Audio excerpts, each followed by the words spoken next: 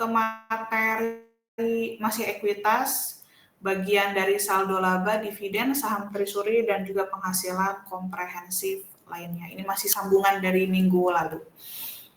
Kemarin juga kita sudah belajar saldo laba ya, tapi itu baru hanya pencatatan saja, belum pengukurannya. Pengakuan dan pengukurannya baru akan dipelajari hari ini.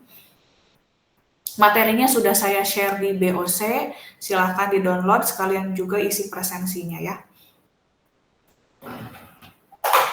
Sebetulnya materinya sama dengan yang di buku ya, cuman saya tambah-tambah juga yang dari bukunya Kiso. Khawatir mahasiswa ada yang nggak beli buku Kiso, jadi silahkan boleh di-download materinya.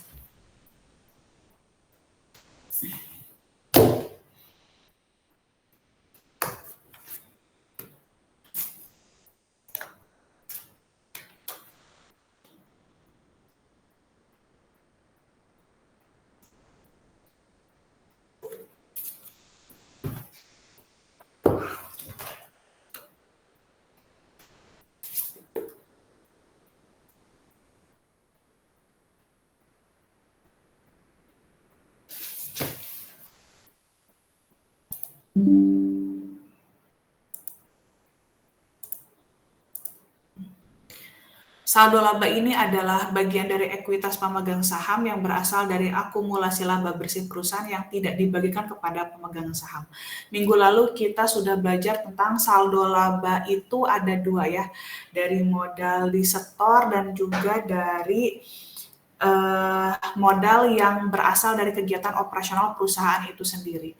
Kalau modal disetor berarti dia turunannya itu dari saham yang dijual. Saham yang dijual ini akan menghasilkan dividen yang akan dibagikan kepada investor. Hanya saja dividen ini tidak hanya dalam bentuk kas dibagikannya. Ada yang dalam bentuk kas, ada yang dalam bentuk scrip, ya, ada yang dalam bentuk properti, dan lain-lain. Ada juga yang dalam bentuk saham juga. Nah, tidak semua tidak semua dividen itu akan dibagikan secara full kepada si investor. Melainkan investor sesuai dengan kebijakan pada saat RUPS harus berapa persen yang akan menjadi laba ditahan. Artinya dividen yang tidak dibagikan itu adalah laba ditahan yang akan diinvestasikan lagi untuk saham berikutnya. Semakin besar saham yang dimiliki oleh si investor, maka semakin besar juga dividen ya, dividen yang akan dividen yang akan diterima.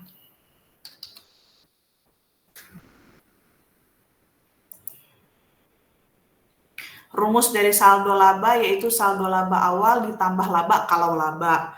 Kalau rugi berarti dikurangi ya. Dikurangi juga dividen.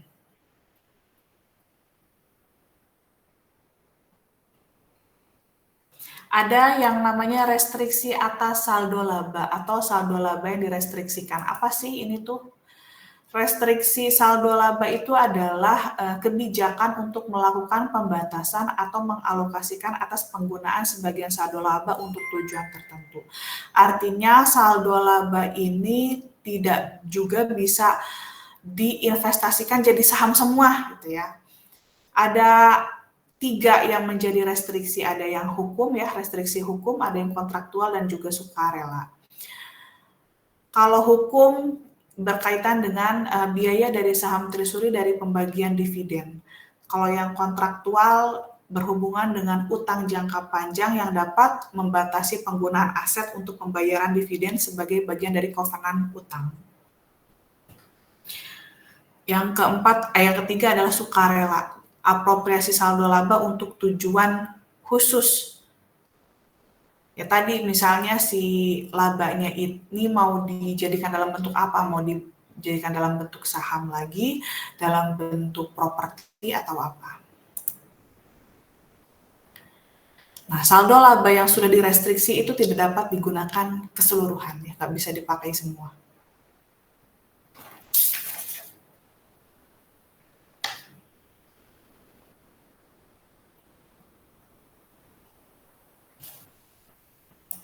Nantinya akan terbagi menjadi 2 saldo laba ini. Ada yang saldo laba aja, ada juga saldo laba yang direstriksikan.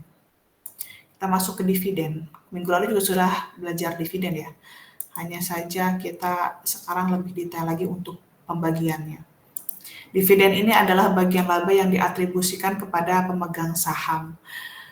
Pembagian dividen ini berdasarkan dari keputusan rapat umum pemegang saham, ya, yang nantinya akan dihitung dari dividen payout rasio.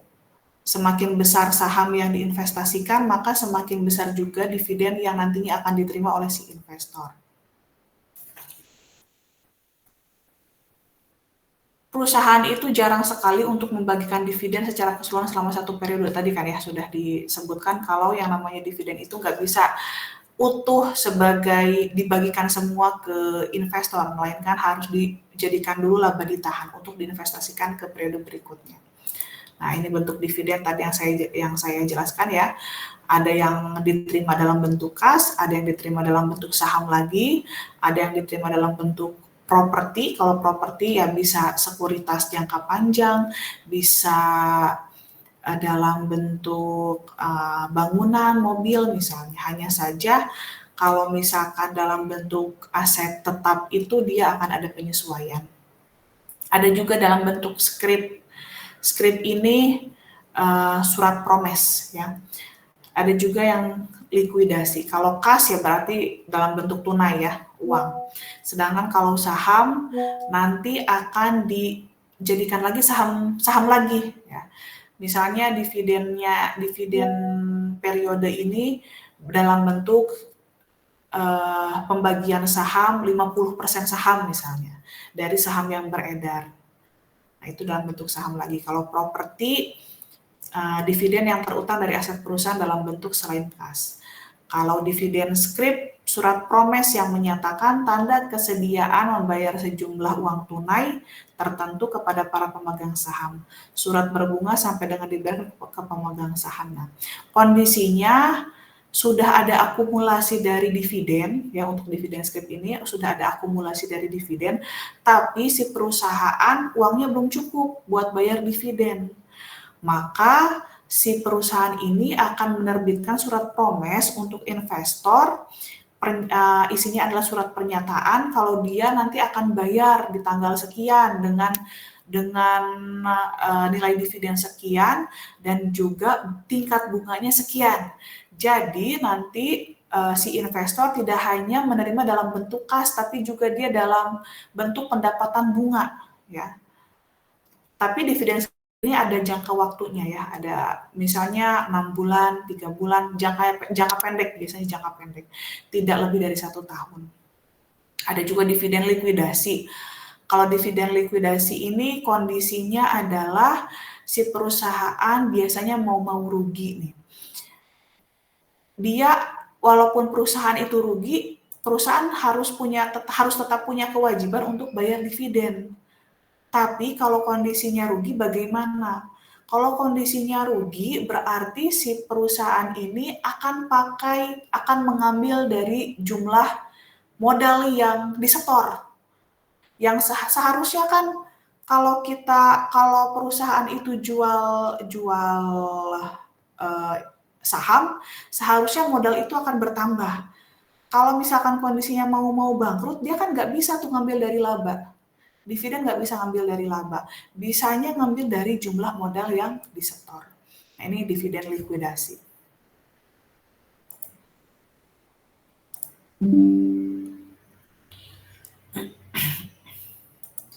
Nah, dividen ini berhubungan juga dengan pemecahan saham. Semakin lama dividen itu diakumulasikan, maka nilai pasar dari saham yang beredar itu semakin tinggi. Yang namanya saham itu ada juga perusahaan yang tidak membagikan dalam satu periode, misalnya 2 periode sekaligus. Kalau 2 periode sekaligus berarti nilai akumulasinya itu lebih tinggi. Akumulasi besar berarti nilai sahamnya juga jadi besar, jadi 2 kalinya. Nah, kalau kondisinya seperti ini, nantinya perusahaan pada saat menghitung harga pasar saham yang akan dijual untuk periode berikutnya, itu juga jadi ikut-ikutan tinggi. Kalau jadi tinggi, otomatis investor potensial itu nggak akan mau beli karena harganya tinggi. Pemecahan saham ini dilakukan biar tidak potensi investor untuk menanam saham itu biar hidup lagi gitu ya. Karena kalau sahamnya tinggi, investor tuh nggak ada yang mau beli. Hubungan masyarakat yang baik bergantung pada kepemilikan saham yang luas. Maka target harga pasar harus cukup rendah agar mudah dijangkau oleh investor potensial.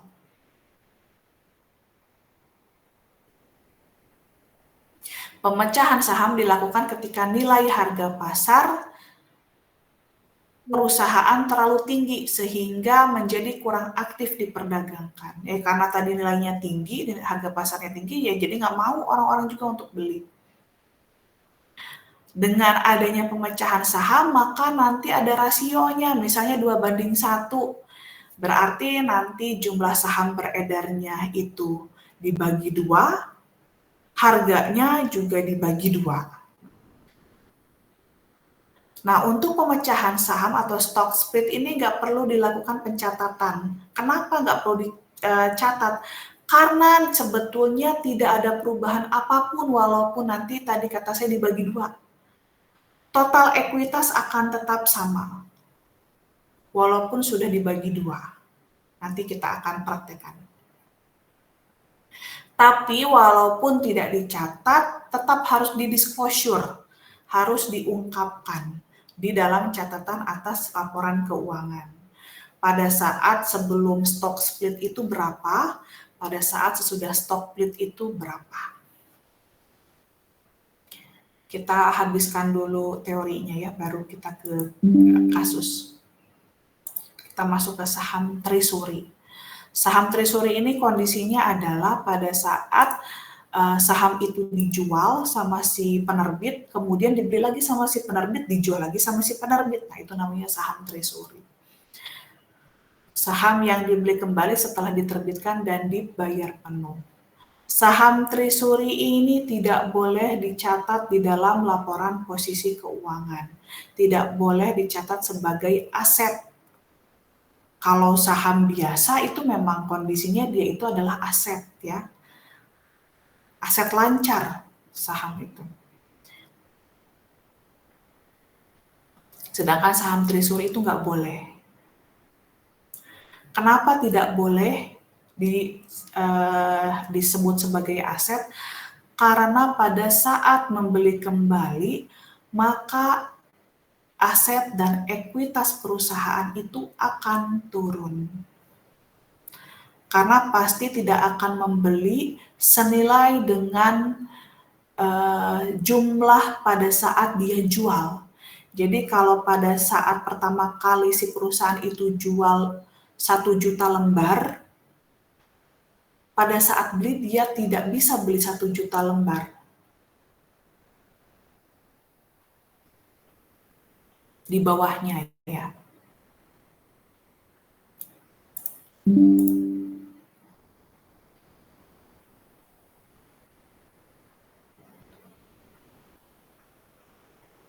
Nah, manfaat dari saham treasury itu apa sih? Yang pertama adalah distribusi efisiensi pajak atas kelebihan kas kepada pemegang saham. Selain itu juga dia bisa meningkatkan laba per saham dan tingkat imbal hasil atas ekuitas. Yang ketiga, dia akan memberikan saham pada kontrak kompensasi karyawan untuk memenuhi potensi kebutuhan merger. Yang keempat, menggagalkan usaha pengambil alihan atau mengurangi jumlah saham dan juga menciptakan pasar dalam saham. Ada 2 metode dalam pencatatan saham treasury, ada yang metode biaya, ada yang metode nilai nominal atau nilai pari. Kalau metode biaya ini menghasilkan pendebitan akun saham treasury untuk biaya perolehan kembali dan dalam melaporkan akun ini sebagai pengurang ekuitas pada laporan posisi keuangan. Nah, kalau di metode biaya, dia mengenal yang namanya istilah saham treasury. Jadi dari pencatatan penjualan pertama ya sampai dengan dari pembelian pertama saham treasury sampai dengan akhir dijual lagi ya, itu istilahnya adalah saham treasury. Cara mencari saham treasury-nya itu dengan cara mengalihkan dari nilai nominalnya ya, nilai nominal pada saat awal dikalikan dengan jumlah saham yang beredar pada saat itu. Nanti kita praktikkan. Sedangkan kalau untuk yang metode nilai nominal, mencatat semua transaksi atas saham treasury pada nilai nominalnya dan melaporkan saham treasury hanya sebagai pengurang modal saham. Nah, nanti kita praktikkan. Sedangkan untuk penghasilan komprehensif lain, nah tadi kan yang namanya saham treasury dia nggak masuk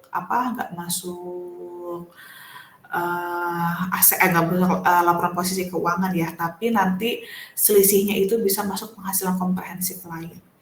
Termasuk tadi untuk dividen dalam bentuk skrip, ya, dalam bentuk properti, dalam bentuk surat promes, itu masuk ke penghasilan komprehensif lain. Akun-akun apa saja yang masuk penghasilan komprehensif itu akun-akun yang mempengaruhi nilai ekuitas perusahaan yang tidak terkait langsung dengan pemegang saham.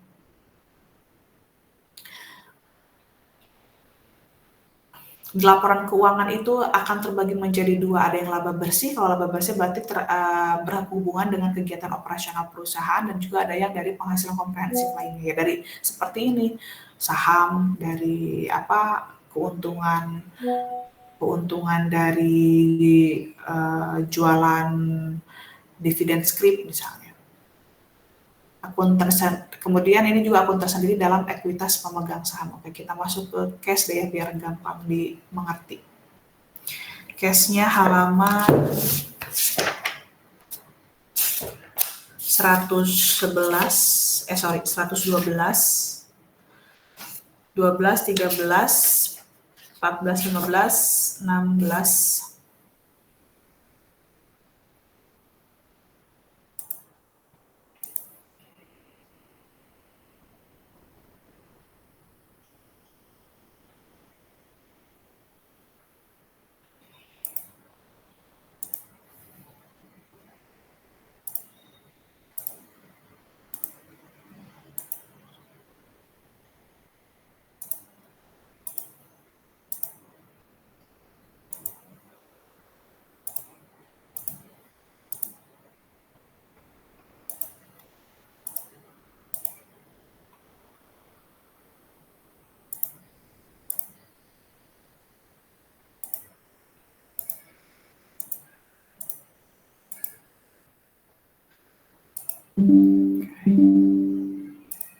Sudah tampil ya.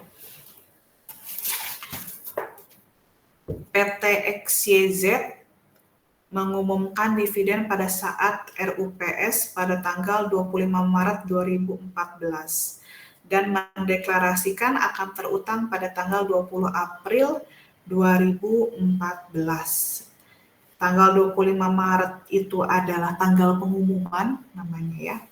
Pada saat tanggal 20 April itu tanggal pada saat bayar.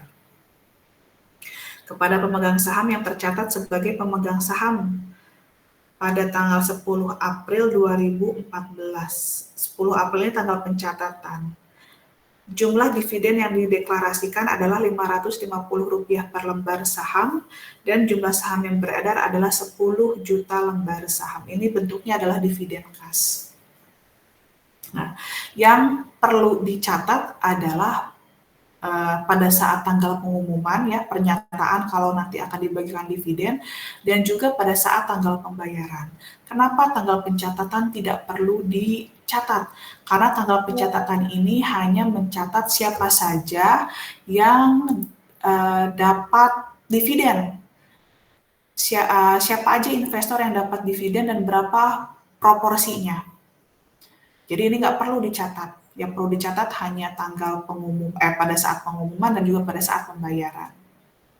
Ya, gampang ya, kok ini masih gampang untuk dividen kas. Di tanggal 25 Maret, itu saya salah, 25 April saya di sini. Pada saat 25 Maret, debitnya adalah saldo laba, kreditnya adalah utang dividen. Dia akan mengurangi saldo laba ya, karena harus bayar dividen. Berarti yang berkurangnya saldo laba, yang bertambahnya adalah utang dividen 5.500.000. Ini belum bayar ya, ini baru saat pengumuman. Sedangkan pada saat tanggal pembayaran di 20 April itu adalah debitnya berarti sudah dibayarkan ya. Utang dividen berkurang 5.500.000, yang kemudian kas juga berkurang 5.500.000. Masih gampang ini ya. Sementara tanggal 10 tidak dicatat. Nah, bagaimana kalau dividennya itu dibagikan dalam bentuk saham, tapi ada yang jumlah kecil, ada yang jumlah besar? Kalau misalnya pembagian sahamnya itu jumlah kecil ya 20%, kalau di atas kalau 50% di atas itu sudah masuk jumlah besar ya. 0 sampai 49% itu sudah masuk masih kecil. Masuk 50 ke atas itu sudah besar. Nah, di dividen saham dalam jumlah kecil ini, yang pertama di situ sudah diketahui dulu ya, itu adalah total ekuitas yang ada di laporan posisi keuangan. Ada saham biasa dengan nilai nominal Rp20 ya, totalnya 30.000 lembar saham. Kemudian berarti nilai nominal sahamnya itu 600.000. Ada tambahan modal di setor dan juga saldo laba, total ekuitasnya 1.500.000. Ya, perlu diketahui mau pembagian sahamnya itu dalam jumlah kecil, dalam jumlah besar, tetap tidak akan merubah struktur ekuitas ya. Tidak akan merubah struktur ekuitas.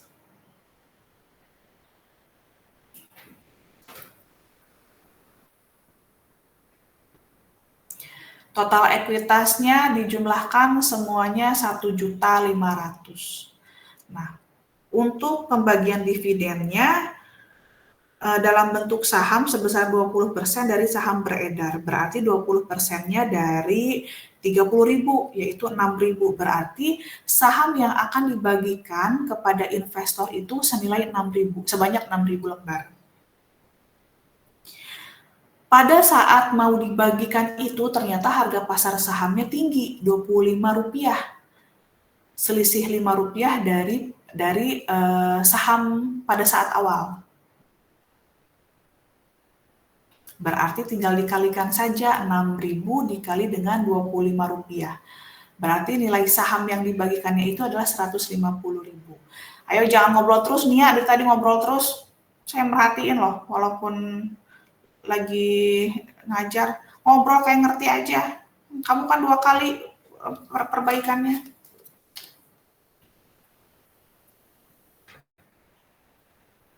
Kalau udah ngerti nggak apa-apa, malah nggak usah masuk juga nggak masalah. Nah, tadi yang harus dicatat itu kan pada saat pengumuman dan juga pada saat pembayaran. Siapa sih ada temennya? Suruh ikut belajar gitu daripada ngajak ngobrol.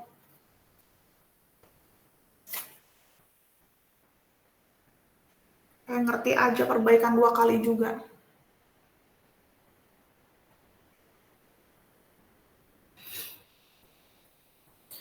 Pada saat pengumuman berarti yang dicatat adalah kalau yang di atas itu nggak ada urusan ya, struktur ekuitas pemilik itu karena dari awal sudah ada di dalam laporan posisi keuangan.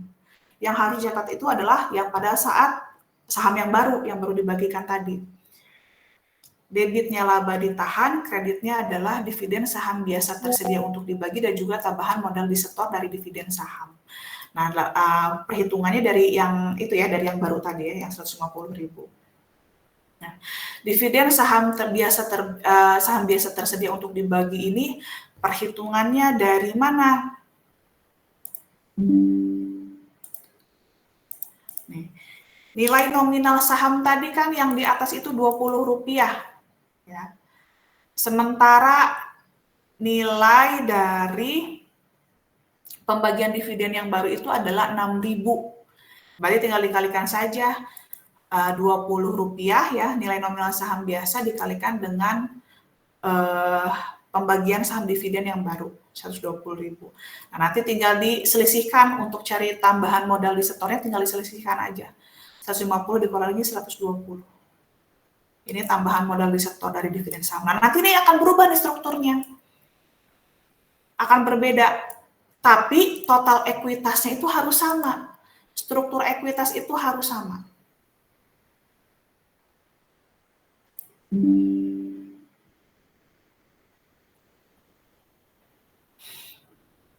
Nah, ini pada saat penerbitan ya. Pada saat dibayarkan dalam bentuk saham, debitnya adalah dividen saham biasa tersedia untuk dibagi. Kondisinya berarti sudah dibagikan, kreditnya adalah saham biasa. Nah, ini struktur yang tadi yang saya bilang. Dia tidak akan berubah. Nah, karena tidak boleh merubah dari struktur ekuitas, maka nilai nominal sahamnya akan tetap dengan nilai awal, sama-sama 20, bukan yang 25. Ininya sama 20, hanya saja dari jumlah saham beredarnya beda. Kalau yang ini kan 30.000 yang awal, berarti jumlah saham yang beredar itu sudah bukan 30.000 lagi, karena tadi sudah dibagikan ke investor, ditambah 6.000, jadi 36.000. Tinggal dikalikan saja 36.000 kali 20. Untuk tambahan modal di setornya, tadi di sini yang awal itu 300.000. Lihat lagi tadi di pencatatan di jurnalnya. Di jurnalnya ini dari perhitungan tadi dapat 30.000, berarti tambahan modal di setornya 330.000. Nah, yang namanya pembagian dengan jumlah saham itu pasti akan menurunkan nilai dari saldo laba. Karena tadi ada pembagian dalam bentuk saham lagi, maka saldo labanya juga harus dikurangi. Yang tadinya 600.000 dikurangi, jadi yang baru nih, yang baru tadi 150.000, jadi 450. Jadi struktur ekuitasnya akan tetap sama, 1.500.000. Sampai sini ada yang ingin ditanyakan?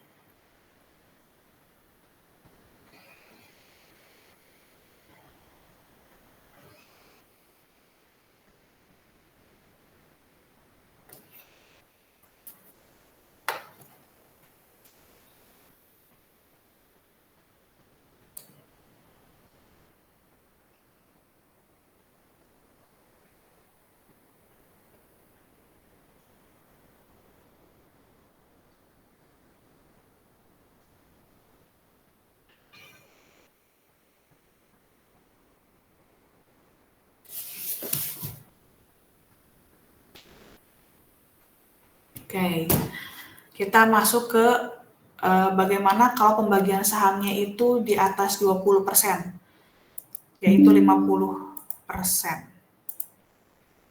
Oke, ini nggak perlu dihitung lagi ya, kita hanya perlu mencatat dan menghitung dari struktur ekuitasnya nanti. Nah, untuk yang jumlah besar ini berarti ya 50%-nya dari jumlah saham yang tadi yang beredar.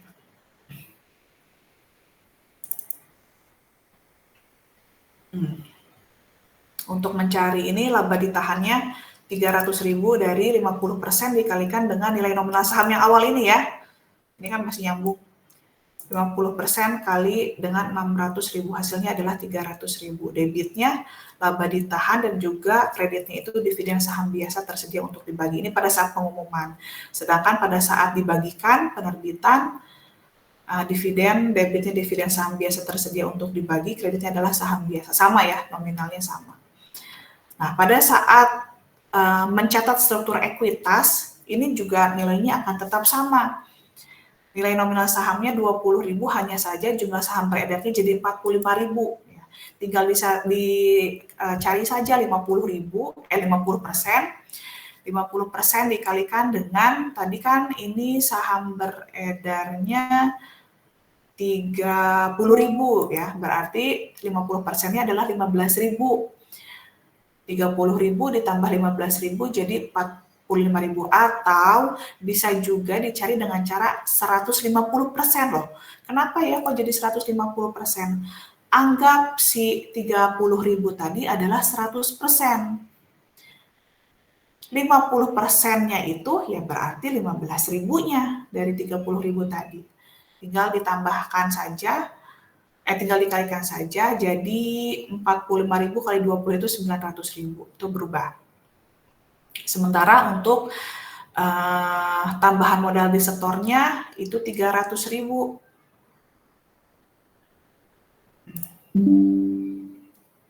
Sama ya, tambahan modal di setor itu sama.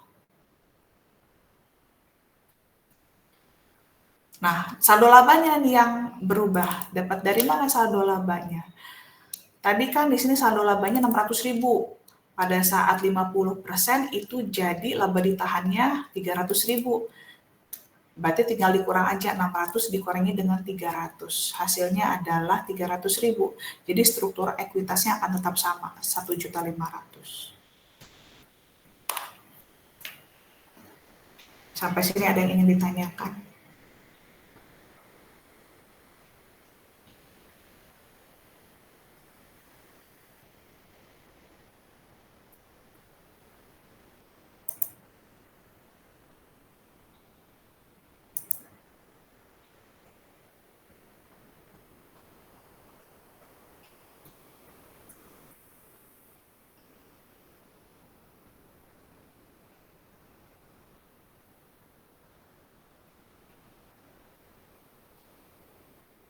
Oke, saya lanjut ke dividen properti.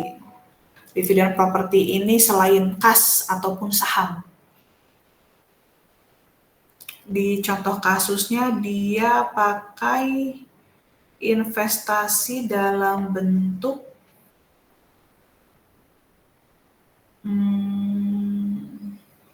surat.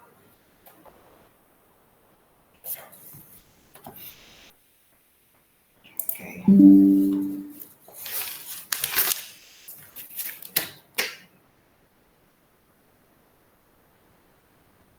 Surat berharga.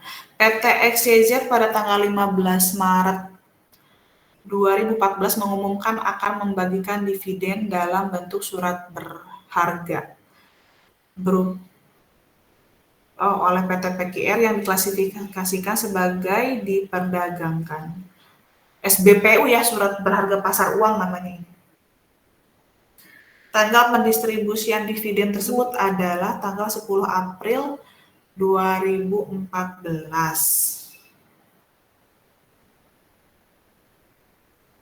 Surat berharga diperoleh seharga 500 juta. Pada saat pengumuman pembagian dividen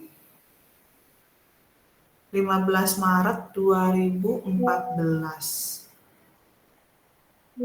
Nilai pasar wajarnya 600 juta.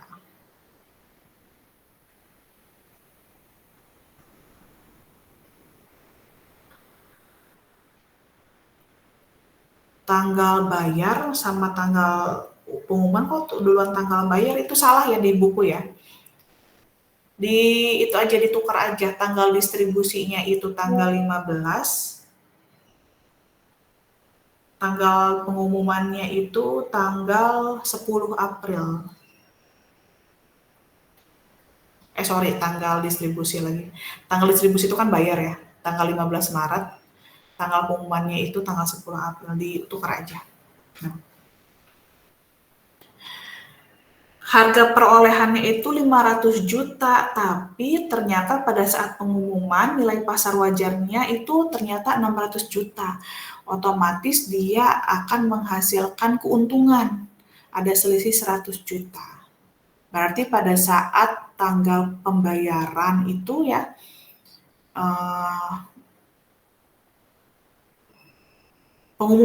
pada tanggal pengumuman investasi di PT PKR itu 100 juta ya dari keuntungan tadi, kreditnya adalah keuntungan. Lalu saldo laba di debit sebesar nilai pasar wajar surat berharga. Jadi untuk dividen properti ini, nilai dari utang dividen itu harus dicatat sesuai dengan nilai pasar wajar surat berharga. Dan juga yang dicatat itu adalah keuntungan ataupun kerugiannya. Kalau kerugian berarti kondisinya ada di sisi debit ya. Kemudian pada saat bayar, debitnya itu adalah utang dividen properti, kreditnya adalah investasi.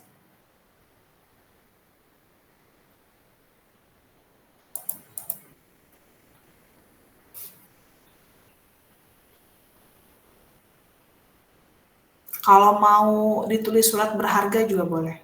Surat berharga PT PKR boleh.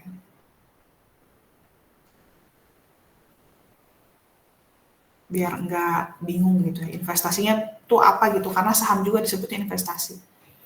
Boleh kalau mau ditulis sebagai surat berharga. Oke, kita masuk ke dividen scrip ya. Ini dividen scrip tadi yang kondisinya adalah si perusahaan belum sudah diakumulasikan dividennya, tapi uangnya nggak cukup untuk dibayarkan. Maka suratnya itu bisa berbunga. Jadi nanti si investor tidak hanya menerima dividen saja, tapi juga menerima bunga dari surat si scrip ini.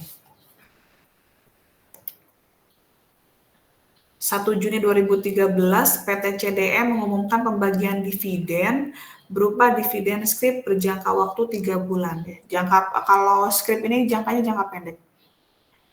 Sebesar Rp100 per lembar untuk 3 juta lembar saham yang beredar. Tingkat bunganya 10% per tahun.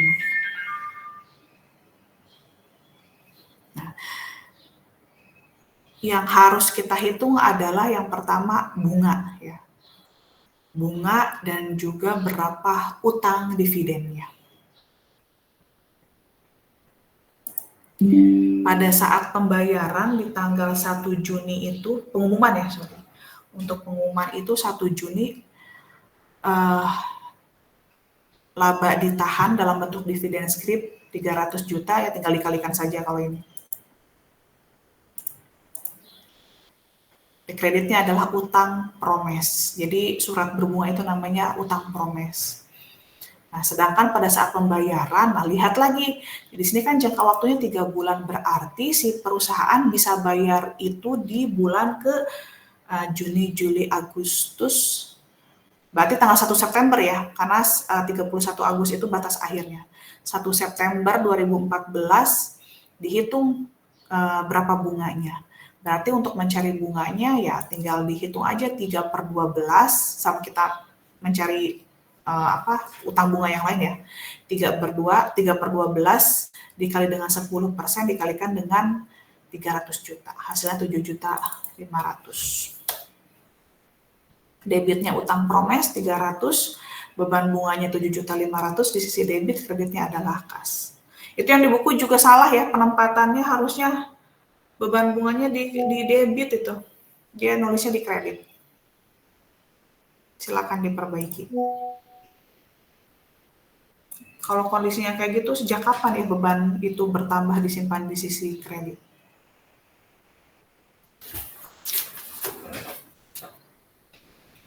Sampai sini ada yang ingin ditanyakan?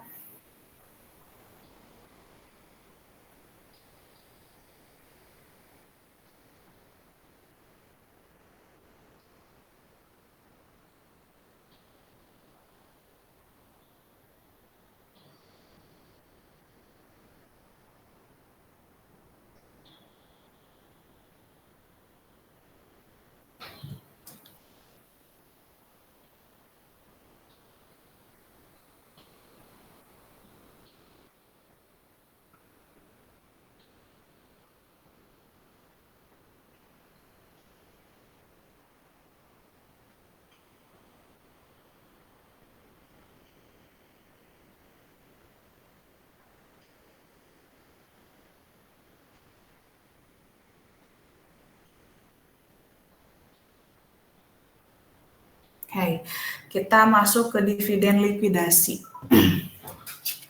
Halaman 116. PTY mengeluarkan dividen kepada pemegang saham. Biasanya sebesar, pemegang saham biasa, sebesar 100 miliar. Penyampaian pembagian dividen tersebut disertai catatan bagi pemegang saham bahwa sebanyak 60 miliar berasal dari laba dan sisanya diambil dari modal disetor. Nah, tadi kan kondisinya kalau dividen likuidasi ini, si perusahaan benar-benar nggak bisa bayar, yang akhirnya harus ngambil dividen dari modal yang disetor. Sementara kan seharusnya jangan sampai ngambil dari modal yang disetor ya, karena kalau modal disetor, ya nanti untuk operasional berikutnya akan sulit. Cuman karena kondisinya itu sudah tidak bisa bayar, ataupun kondisinya adalah pada saat periode tersebut tidak ada labanya, maka mau nggak mau si perusahaan itu harus ngambil dari modal disetor. Maka nanti ini akan mengurangi dari nilai modalnya.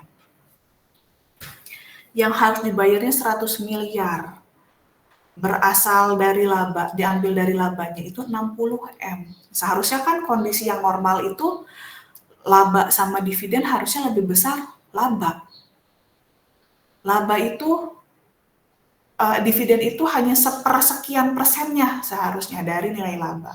Karena kondisinya nggak bayar, jadi kondisinya itu rugi. Nah, loh, kok rugi di situ namanya agio saham ya? Oke. Sementara yang kita tahu agio itu kondisinya kalau untung.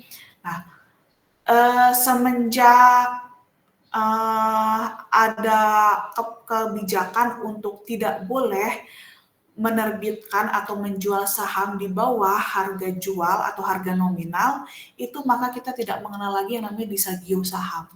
Kalau zaman dulu saya kuliah itu masih ada yang namanya disagio saham. Artinya itu ngasih tahu kalau kondisinya itu adalah rugi. Hanya saja kalau untuk sekarang namanya tetap agio saham, tapi pembedanya itu ada di jurnal.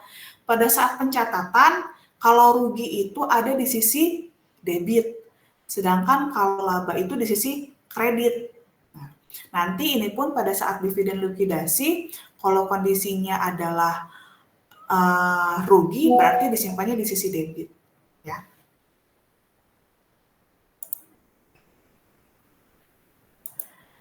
Yang dibayarnya itu harus 100 miliar, sementara dapat labanya hanya 60. Berarti dia harus ngambil dari modal disetornya itu adalah 40 M. Berarti kondisinya adalah rugi. Nah, di sini kan sudah kelihatan tuh, agio saham biasa disimpan di sisi debit. Debitnya saldo laba dan agio saham, kreditnya adalah utang dividen. Ini pada saat pengumuman. Sedangkan pada saat pembayaran, debitnya adalah utang dividen, kreditnya kas, sesuai dengan nilai yang harus dibayarkan kepada investor, yaitu 100 M. Sampai sini ada yang ingin ditanyakan? Jadi untuk melihat ini rugi atau enggaknya, nanti pada saat penjurnalan, disimpan di sisi debit atau kredit agionya.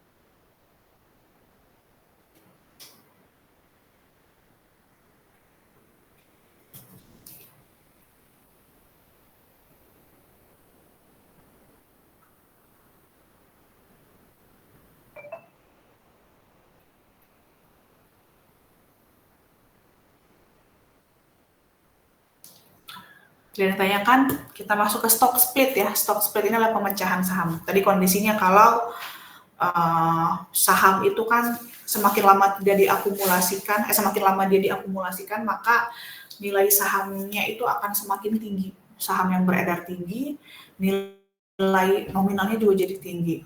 Kalau kondisinya seperti itu, untuk menghitung lagi harga saham di periode berikutnya akan tinggi juga. Ngaruh juga nanti ke tingkat minat investor untuk beli saham. Coba dilihat di situ di halaman 115.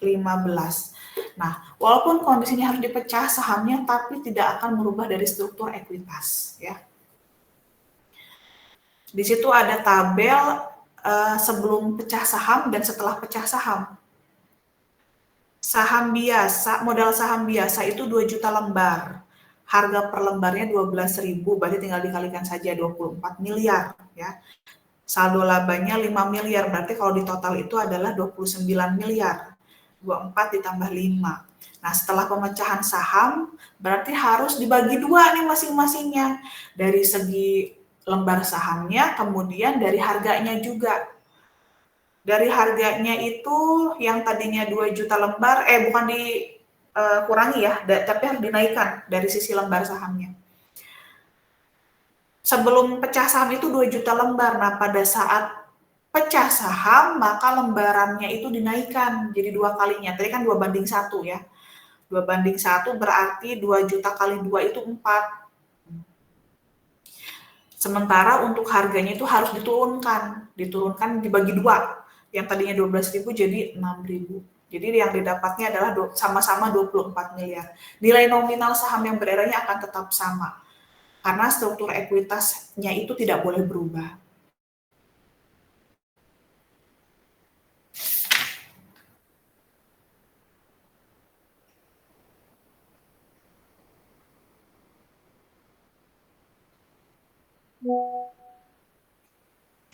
Ada yang ditanyakan?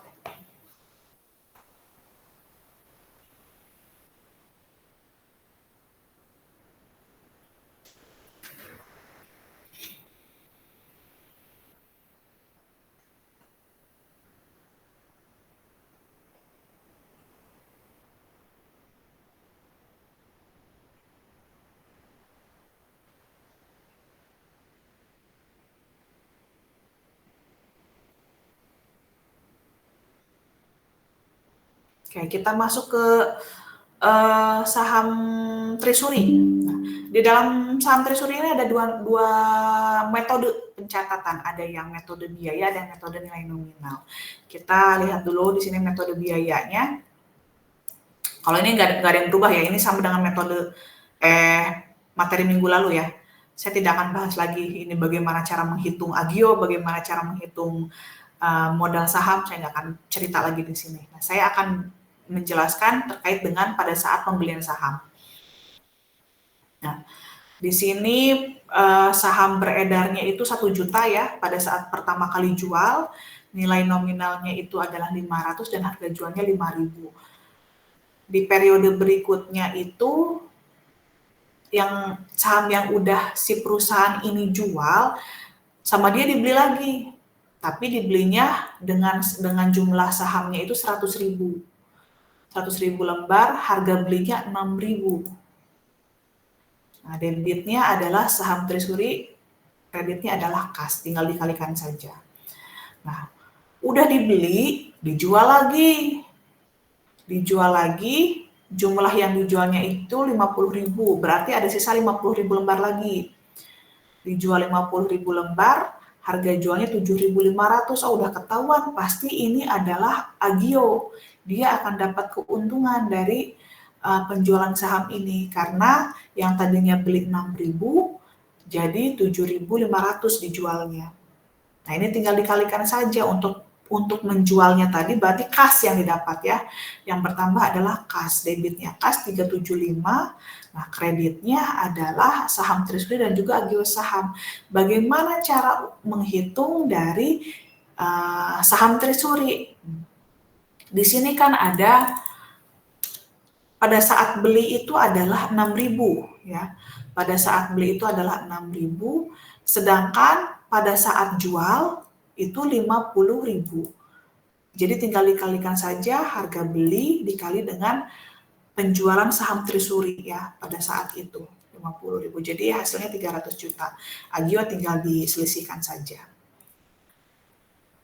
Kemudian dijual lagi. Tadi kan masih sisa 50.000 ya. Dijual lagi 10.000 lembar, berarti sisa lagi 40.000 lembar. Tapi harga jualnya itu turun. Yang tadinya 7.500 jadi 4.500, berarti sudah ketahuan kalau ini adalah rugi. Debitnya adalah kas sama agio saham, karena tadi rugi ya. Kalau rugi disimpan di sisi debit. Tinggal dikalikan saja untuk kasnya 45 juta, untuk agio sahamnya selisih ya. Tadi saham treasury-nya itu kan 60 juta berarti. Didapat dari 10.000 dikalikan dengan ini, 6.000 ini. Pada saat beli. 60 juta, tinggal diselisihkan. Hasilnya adalah 15 juta untuk agio sahamnya. Nah, kemudian dijual lagi. Tadi berarti sisa 40.000. Dijual lagi 30.000 lembar, berarti sisanya 10.000 lagi. Harga jualnya 3.000, makin turun lagi, udah ketahuan ini pasti agionya disimpan di sisi debit. Karena nilai jualnya lebih rendah lagi. Nah, karena tidak ada pernyataan kalau ini akan dijual lagi, ya, berarti kita harus memunculkan akun dari saldo laba. Debitnya adalah kas, agio saham, saldo laba, kreditnya adalah saham treasury. Nah, tapi bagaimana cara menghitungnya? Kalau debitnya ini, kalau kas ya sudah pasti dari 30 kali 3. Untuk 180 juta ini saham treasury, ya ini udah pasti ya dari nilai tadi yang 6.000 dikalikan dengan 30.000 tadi. Nah, sekarang bagaimana nih cara menghitung untuk agio sama saldo labanya? Sementara kita nggak tahu, karena sementara ada saldo laba, jadi gimana cara ngitung agionya? Nah, untuk menghitung agionya, lihat tadi yang pada saat penjualan saham 50.000 itu agionya ada di sisi kredit. Sedangkan pada saat penjualan kedua ya, agionya disimpan di sisi debit. Berarti ada selisih nih. Yang satu di kredit, yang satu di debit. 75 dikurangi dengan 15. Hasilnya adalah 60 juta. Disimpan di sisi debit. Loh, kok di sisi debit ya? Padahal kan kreditnya keuntungannya lebih besar. Nah, karena kondisinya adalah terus menurun. Jualannya terus menurun dari 7.500 ke 4.500 lalu ke 3.000. Maka disimpan di sisi debit. Kemudian kita pun tidak boleh merubah dari ini. 180 juta ini nggak boleh berubah. Harus ada ini aja. Nah, dari sini baru ketahuan nih berapa saldo labanya. Tinggal dikurangi saja biar nanti jadi seimbang antara debit dan kreditnya.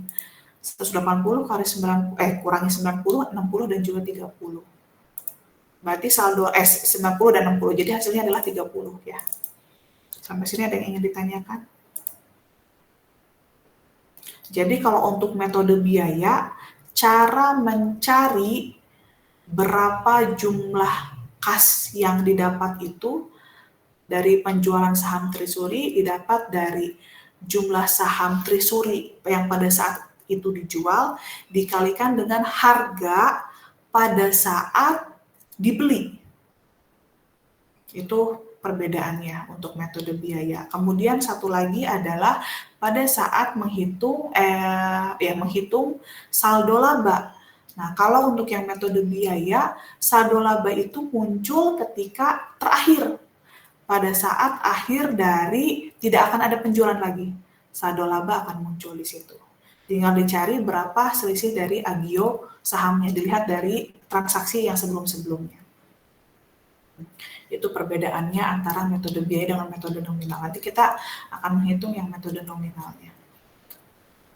Kemudian, kalau pembelian saham treasury kemudian dijual lagi, akun yang akan muncul adalah akun saham treasury. Sementara kalau di metode nominal, akun yang akan muncul pada saat penjualan itu adalah saham biasa, bukan saham treasury. Oke, untuk yang metode biaya ada yang ingin ditanyakan? Nanti Anda kasih keterangan aja di bukunya kalau nggak tahu ini alurnya dari mananya.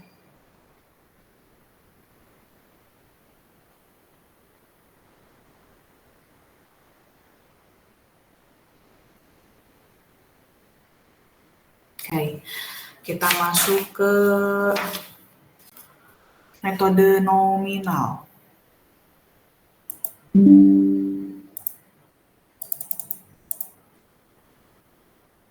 Oke, ini tidak ada yang berubah ya, sama ya untuk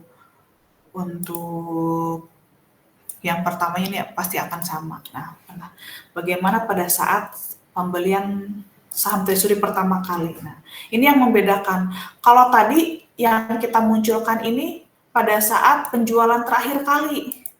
Sementara di metode nominal, saldo laba itu muncul justru pada saat beli pertama kali.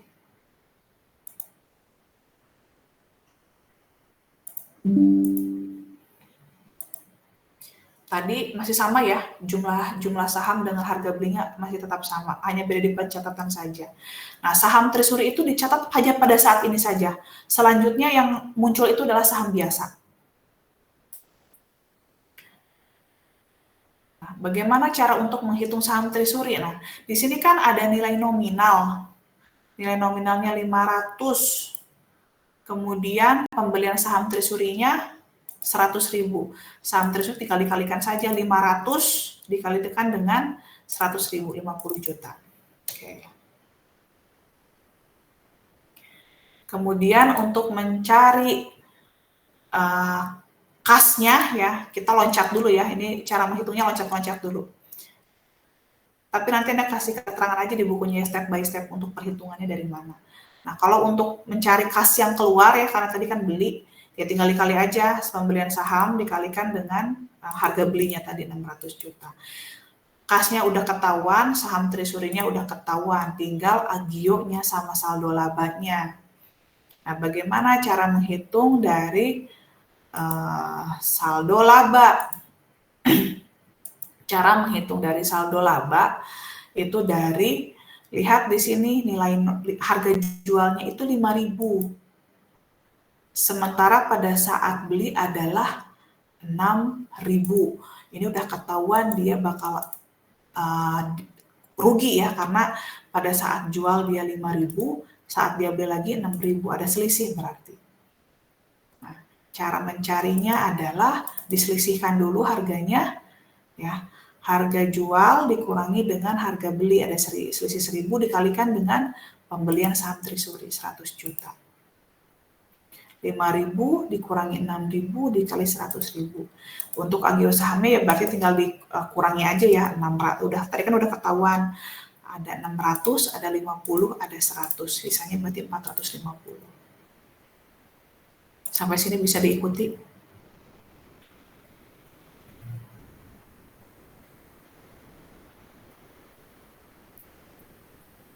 Kuncinya adalah debit credit harus balance ya, kuncinya di situ. Oke, kita lanjut lagi masih dengan soal yang sama dengan metode biaya ya, jumlah jual dan harga jualnya. Jual lagi nih 50.000, harganya 7.500. Debitnya kas 375, tinggal dikali aja ya. Ini berarti kasnya kan bertambah 50 kali 7.500, 7.375. Untuk mencari saham biasanya, nah ini kita loncat lagi. Tadi pada saat kita jual, harga nominalnya itu adalah Rp500. Pada saat kita jual lagi, harganya lembarannya itu adalah 50.000 jumlah saham treasury yang dijualnya. 50 kali 500, 25 juta disimpan di sisi kredit. Udah ketahuan ini agio atau disagio. Pada saat beli kan 6.000. Sementara pada saat harga jual itu 7.500. Tinggal dikurangi aja berarti ini. Kreditnya agio saham biasa 350.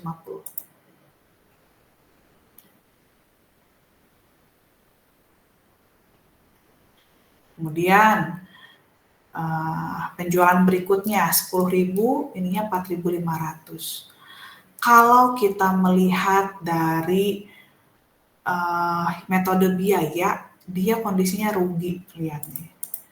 Lihat ya. Di sini kan kondisinya rugi, disimpan di sisi debit. Kalau ini ketahuan pasti dia laba loh. Kenapa ya kok bisa laba? Karena dia untuk menghitung saham biasanya dari nilai nominal pada saat jual pertama kali. 500, jual saham treasury-nya 4.500 ya tetap masih untung. Untuk mencari kasnya sama seperti tadi ya. Ini juga sama. 500 yang di sini dikalikan dengan 4.500. Kali 10.000 maksudnya. Ini juga sama ya. Dia pasti akan untung terus, akan agio terus, karena yang dia kalikan adalah dengan metode nilai nominal yang pada saat dia jual pertama kali. Tinggal diselisihkan aja. Sampai sini ada yang ditanyakan? Bisa diikuti? Oke, jadi perbedaannya itu ya, satu, pada saat pencatatan. Kalau di metode biaya, dia kenalnya saham Trisuri. Sementara di metode nominal, karena dia dikalikan dengan nilai nominal pada saat dia jual, dia kenalnya saham biasa, dibandingkannya dengan itu. Lalu yang kedua adalah dari sisi pemunculan dari saldo laba. Saldo laba di metode biaya itu dia munculnya pada saat akhir, pada saat nggak akan dijual lagi. Sementara untuk di metode nominal, muncul saldo laba itu pada saat terbit pertama kali, pada saat beli lagi maksudnya ya. Lalu dari sisi perhitungan tadi ya, nilai nominal tadi. Jadi kan berpengaruh terhadap ini agionya disimpan di sisi debit atau kredit, nah itu kan akan mempengaruhi. Karena membandingkannya adalah dengan nilai nominal pada saat pertama kali jual. Tadi kan kalau di metode biaya seharusnya itu masuknya di debit gitu. Karena dia mengkalikan dengan nilai pada saat dia beli saham Trisuri, bukan pada saat nilai nominal pada saat dia jual. Makanya dia munculnya adalah di debit terus. Ketika harganya turun, pada saat jual itu turun, dia juga pasti nyimpan agionya akan ada di debit. Sementara kalau untuk yang metode biaya, dia pasti agionya disimpan di kredit terus karena kondisinya dia kalikan dengan yang di atas pada saat pertama kali jual. Ada yang ingin ditanyakan?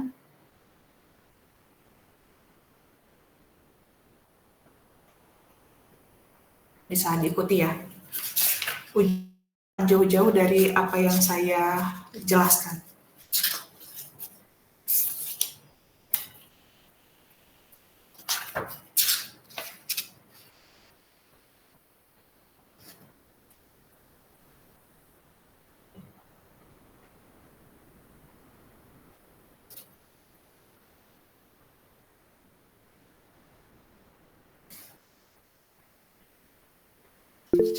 Iya, Rizna, kenapa?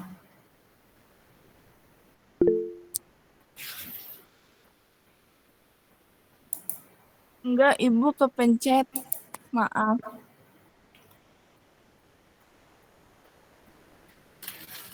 Oke, kalau tidak ditanyakan kita presensi deh ya.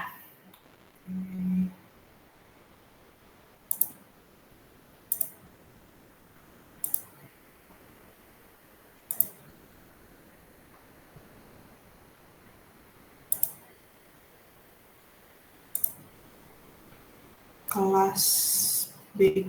Email enggak? Ada, Ibu. Cindy. Hadir, Ibu. Nazwa.